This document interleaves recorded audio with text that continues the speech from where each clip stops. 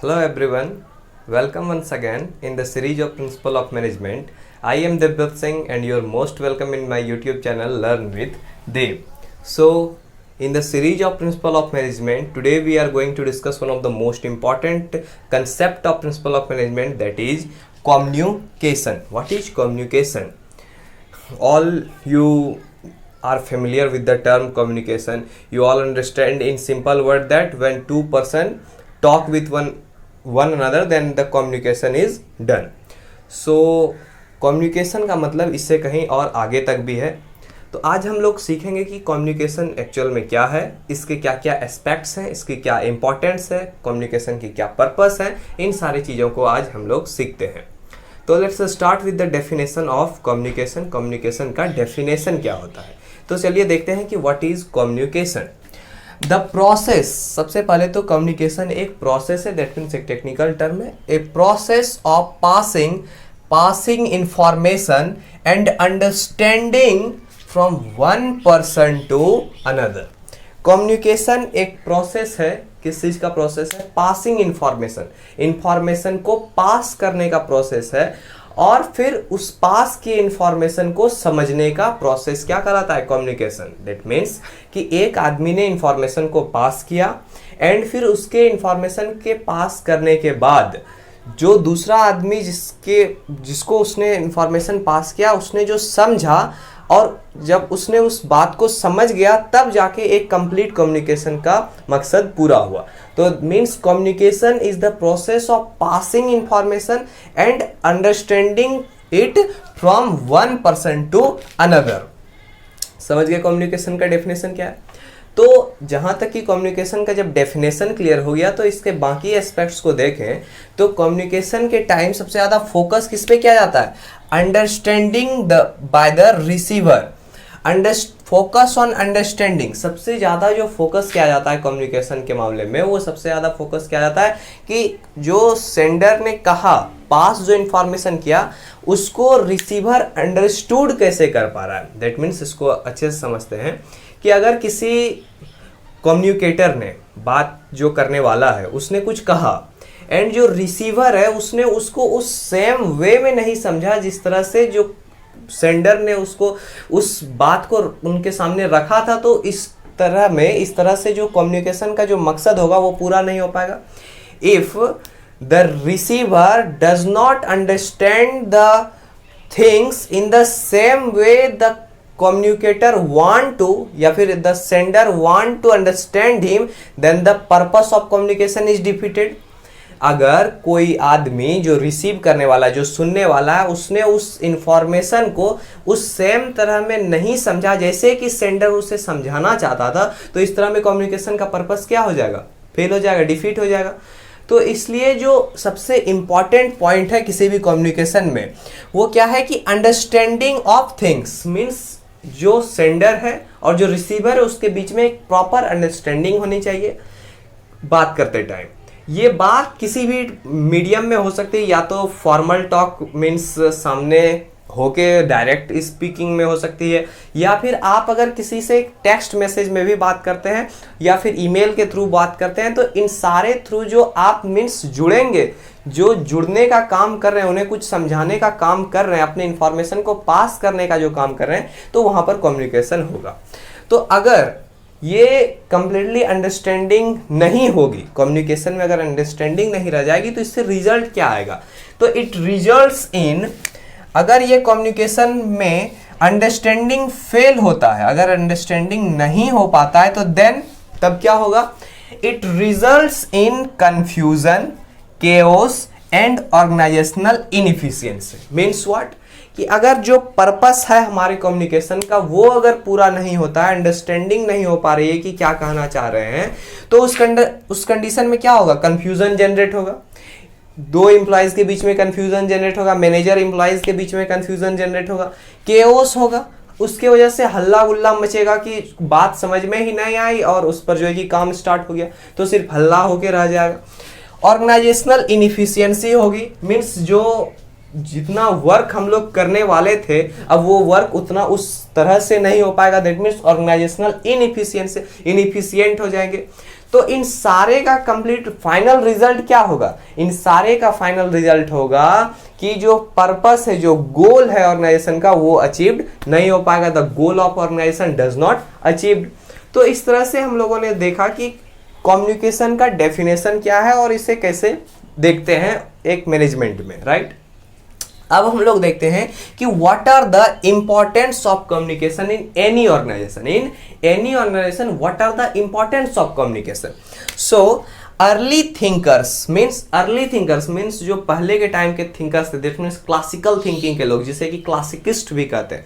Early thinker believe that the organisational structure is only a technical and formal structure.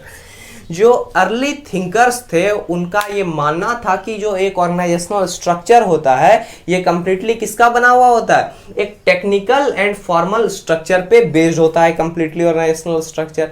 But after Hawthorne experiment, it was realized that every organization need proper communication among them to achieve organizational goals.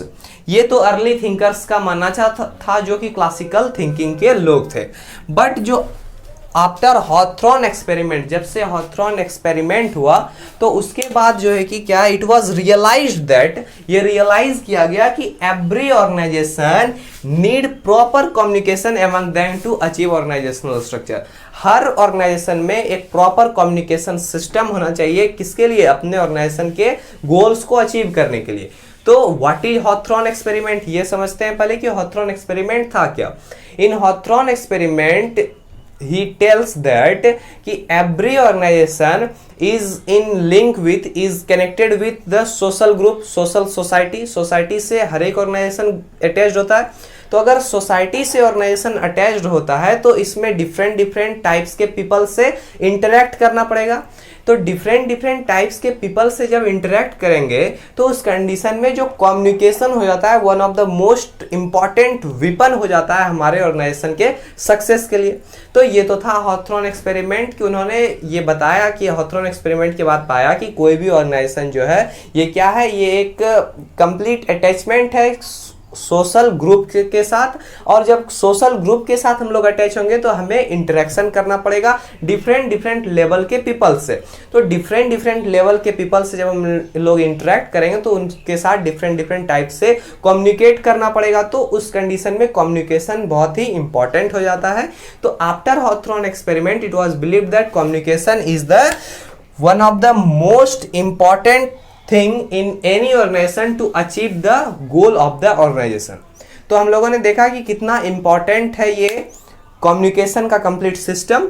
अब हम लोग next slide में पढ़ने वाले हैं कि what are the purpose of communication. Communication के क्या क्या पर्पस हो सकते हैं, इसको अचीव करने के लिए, इसको इम्प्लीमेंट करने के लिए वो कौन कौन से मोस्ट इंपॉर्टेंट पर्पसेस हैं जिनको ध्यान में रखकर हम लोग जो है कि कम्युनिकेशन को इम्प्लीमेंट करेंगे। तो तब तक के लिए note down it, pause the video to note down। So let us start with the purpose of communication।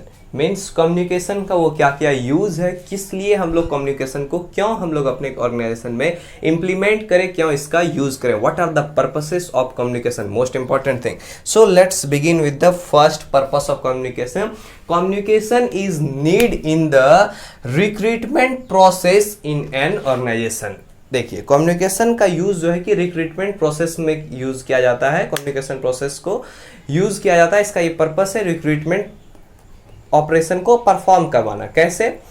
इसमें जो रिक्रूट्स होते हैं, जो रिक्रूटमेंट करने वाले हैं, उनको ये बता दिया जाता है कि आप जो भी एम्प्लॉयज़ आएंगे उनको ऑर्गेनाइजेशन के स्ट्रक्चर के बारे में, ऑर्गेनाइजेशनल जो बिहेवियर है, वर्कलोड है, इन सारे चीज़ों के बारे में, और जो एम्प्लॉयज़ है उनकी अच्छे तरह से उनकी जो स्किल्स हैं, उनकी जो लाइक्स हैं, उनकी जो बेस्ट जो कह सकते हैं सेक्शन है जिनमें वो काम करते हैं, उनके बारे में अच्छे से जानकारी लेना। तो ये एक बेस्ट कम्युनिकेशन मोड, एक बेटर कम्युनिकेशन मोड से ही पॉसिबल हो सकता है कि आप रिक्रूटमेंट बेस्ट एम्प्लॉयज़ का कर सकें अपने ऑर्गेनाइजेशन के लिए। Second, communication is needed in the orientation of the organisation. देखिए ओरिएंटेशन जैसा कि सबको पता है कि होता है अवेयर करना, बताना, इन सारे बातों की जानकारी देना अपने एम्प्लॉयज को कि आपकी जो ऑर्गेनाइजेशन की स्ट्रक्चर क्या है, आपकी जो प्रमोशन लेवल है वो कहाँ तक जाएंगे, आपके ऑर्गेनाइजेशन की गोल्स क्या है, आपको किस तरह से यहाँ काम करना है। तो that all these things are in orientation programme. तो कम्युनिकेशन यहाँ पर मोस्ट इंपॉर्टेंट रोल निभाए, क्योंकि आप कम्युनिकेट करके ही अपने एम्प्लॉयज को अपने एम्प्लॉयज का ओरिएंटेशन कर पाएंगे। नेक्स्ट है टू अवेयर सबऑर्डिनेट। कम्युनिकेशन के माध्यम से, गुड कम्युनिकेशन के हेल्प से एक जो मैनेजर होता है वो अपने सबऑर्डिनेट को अवेयर करते रहते हैं कि आपकी जो करेंट जो वर्किंग स्पीड है वो कितनी है और आपको इसको किस हद तक इसको बढ़ाना है, आपके स्टैंडर्ड में कहाँ तक कमी आ रही है। तो इन सारे बातों के लिए जो सबऑर्डिनेट को अवेयर करने का जो तरीका होगा वो एक बेस्ट तरीका होना चाहिए, और इसके लिए भी जो है कि एक अच्छे कम्युनिकेशन की जरूरत होगी। तो ये एक पर्पस हो गया, to aware the subordinate. Next, the communication is needed to teach the employees about personal safety. यहाँ पर क्या है कि जो भी नए एम्प्लॉइज आएंगे ऑर्गेनाइजेशन में, उसको जो है कि ये बताना कि इस नए प्लेस में जहां पर आप एक्चुअल में वर्क कर रहे हैं, इस नए प्लेस में पर्सनल सेफ्टी जो जॉब को लेकर जो पर्सनल सेफ्टी होगी वो आप कैसे मेंटेन करेंगे। इन सारे बातों को जो है कि बताना, उन्हें समझाना, उन्हें सिखाना ही जो है कि एक कम्युनिकेशन का एक माध्यम, एक कम्युनिकेशन का पर्पस है। नेक्स्ट है projecting the image of an enterprise in the society. One of the most important thing of the communication is what? Projecting the image of an enterprise in the society.